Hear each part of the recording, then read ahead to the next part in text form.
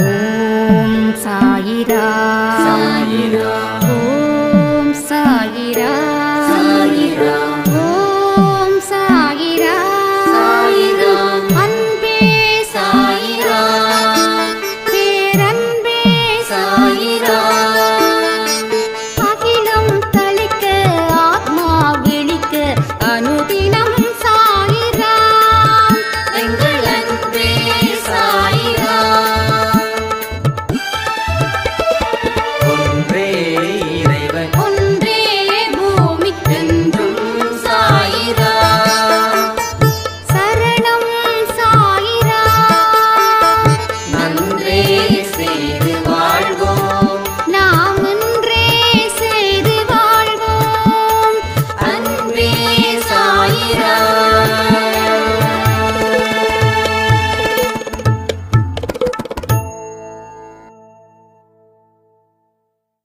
சாயிரா. என் உயிரின் உயிரானவர்களே, அனைவருக்கும் இந்த நாள் நல்ல நாளாக அமைய சாய்பாய் கிட்ட பிரார்த்தனை பண்ணி இந்த பதிவை நான் ஆரம்பிக்கிறேன். தன்னை அறிந்தவன் உலகத்துல ஜெயிக்கிறான். தன்னை அறிந்ததால அவன் பலத்தை அவன் பெருக்குகிறான். தன்னை அறிந்ததால அவனுடைய பலகீனத்தை அவன் சரி செய்து கொள்கிறான். வாழ்க்கையில கடும் போராட்டத்தை நாம சந்திக்க வேண்டிய சூழ்நிலையில இருக்கிறோம். ஒரு சின்ன போராட்டத்துல கூட வெற்றி காண முடியாத நமக்கு ஒரு பெரிய போராட்டத்துல மட்டும் எப்படி வெற்றி பெற முடியும்? கடவுள் உங்களுக்கு தேவையான சக்தியை, தேவையான ஆசீர்வாதத்தை அவர் நீங்க இந்த மண்ணில பிறந்த உடனே உங்களுக்குள்ள அதை கொடுத்து வைத்திருக்கிறார். நாம எந்த ஒரு விஷயத்தையும் அதை முழுசா தெரிஞ்சுக்கிட்டாதான் அதை பயன்படுத்த முடியும். அப்போ தன்னை அறியாதவன் எதற்கும் பயன்படாத மனிதனா மாறுகிறான். தனக்குள்ள சமாதானம் இல்லை, தனக்குள்ள நம்பிக்கையும் இல்லை. சமாதானம் இல்லாத ஒரு மனசு ஒரு பெரும் குழப்பத்துக்கு சொந்தமாகுது. இத நீங்க உணர வேண்டும். இத நீங்க உணரும் போதுதான் இதுல இருந்து நீங்க விடுபடவும் முடியும்.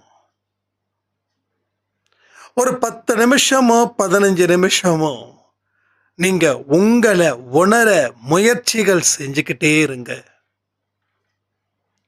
இது உடனுக்குடனே பலன் அளிக்கும்னு நான் சொல்லல. நாம உணர ஆரம்பிக்கும் போதுதான் இதனுடைய பலன் கொஞ்சம் கொஞ்சமா அதிகரிக்க ஆரம்பிக்கும். இங்கே உங்களுக்கு ஒரே நாளில் தோல்வி பயணம் ஆரம்பிக்கல. சின்ன சின்ன முயற்சிகளை நாம செய்து அதை சரியான முறையில் கொண்டு போகாம இருந்ததால தான் தோல்விகள் இங்க வந்து குவிஞ்சிருக்குது. அப்போ உங்க வெற்றி பயணமும் இனி எப்படி ஆரம்பிக்கும்னா, சின்ன சின்ன விஷயங்கள் மூலமாகத்தான் அந்த வெற்றி பயணமும் ஆரம்பமாகும். இனி பயணம் ஏன் செய்யணும், எதுக்கு செய்யணும்ன்றத யோசிச்சு நிதானிச்சு நீங்க அந்த பயணத்தை மேற்கொள்ளுங்க.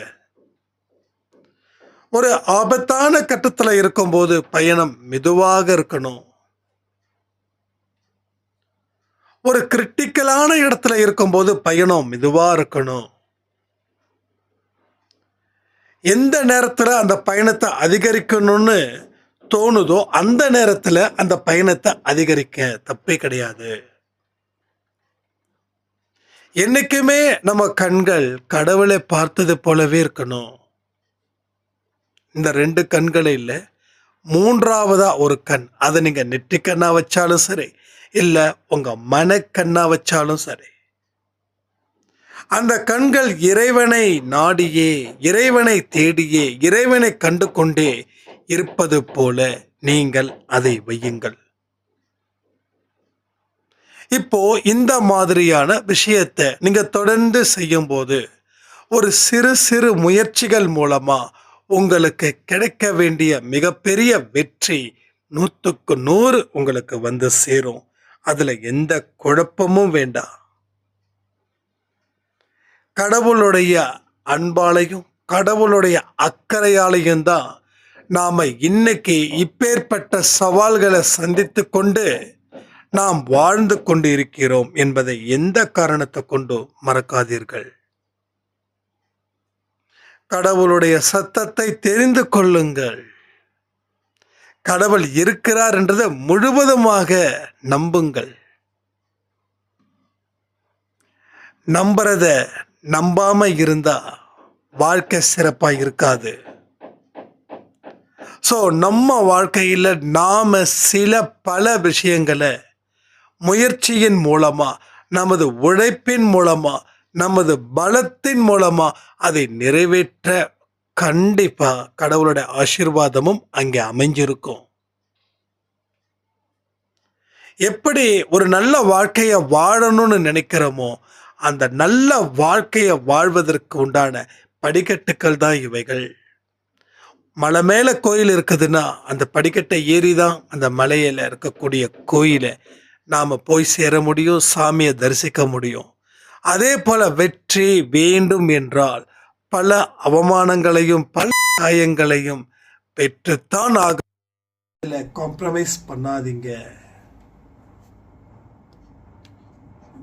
எல்லாத்துக்குமே ஒரு நல்ல பதிலை கடவுள் நிச்சயமாக கொடுப்பார் அப்படின்றத உறுதியாக நம்புங்கள். செய்ய வேண்டிய காரியத்தை நம்பிக்கையோட செய்யுங்க. உங்களோட நம்பிக்கையே உங்க வாழ்க்கைய வெற்றிய தீர்மானிக்கக்கூடிய சக்தியா அது மாற்றும். கடவுளுடைய அனுக்கிரகங்கள் உங்க எல்லாருக்கும் இருக்குது. கடவுளுடைய அனுக்கிரகங்கள் இல்லாத உயிரினங்களே கிடையாதுங்க.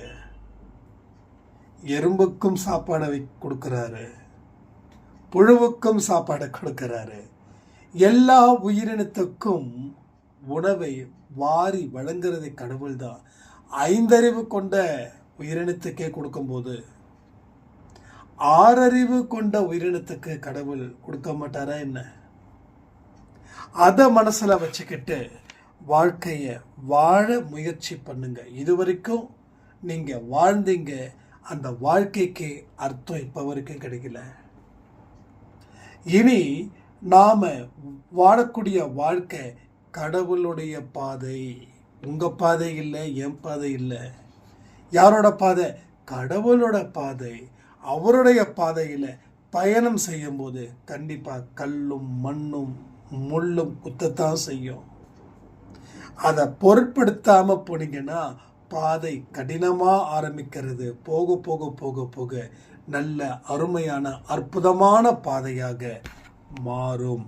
அதனால எதற்காகவும் கவலைப்பட வேண்டிய அவசியம் அன்பே சாய் குடும்பத்தில் இருக்கக்கூடிய உங்களுக்கு இருக்கக்கூடாதுன்னு சொல்லி இப்போ பிரார்த்தனை செய்யலாமா? என் அன்பான சாயப்பாவே,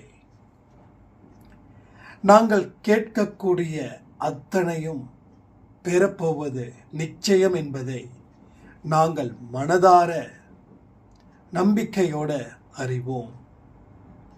எங்களுடைய வேண்டுதல்கள் அத்தனையும் நீர் இந்த நேரத்தில் நிறைவேற்றி கொடுப்பதற்காக நன்றி. எங்களுடைய வேண்டுதல்களை நீர் அக்கறையோடு கேட்டுக்கொண்டு அதற்கு உரிய வழிமுறைகளை நீர் எங்களுக்காக அந்த பாதைகளை காட்டுவதற்காக கோடான கோடி நன்றிகள். பெண் பிள்ளைகளை நாங்கள் பெற்றிருக்கோம். அந்த பெண் பிள்ளைகளுக்கு தேவையான உரிய பாதுகாப்பையும் நீர் கொடுப்பதற்காக நன்றி. எங்களுடைய குடும்பத்தை உங்களோட கண்ணின் இமை போல் காப்பதற்காக நன்றி. தீயவர்கள் திருந்த வேண்டும், நல்லவர்கள் என்றும் எப்பொழுதும் வாழ வைக்க வேண்டும் சாயப்பா. எங்களுடைய வேண்டுதலில் ஏதாவது குறைகள் இருந்தால் எங்களை மன்னியுங்கள்.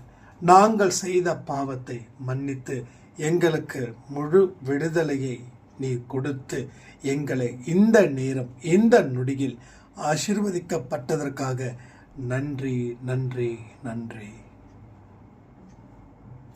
இந்த பிரார்த்தனை நிச்சயமா உங்க வாழ்க்கையில நிறைவேறும்.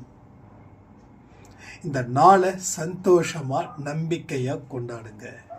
ஒரு நாளும் நம்ம வாழ்க்கையில மிக மிக முக்கியமான சொல்லி இன்னைக்கு யார் யாரெல்லாம் பர்த்டே வெட்டிங் டே செலிப்ரேட் பண்றாங்களோ அத்தனை பேருக்கும் சாய்ப்பாவுடைய அன்பும் ஆசீர்வாதமும் பரிபூரணமா கிடைக்கணும்னு பிரார்த்தனை பண்ணி இந்த பதிவை நான் முடிக்கிறேன். ஜெய் சாய்ராம்.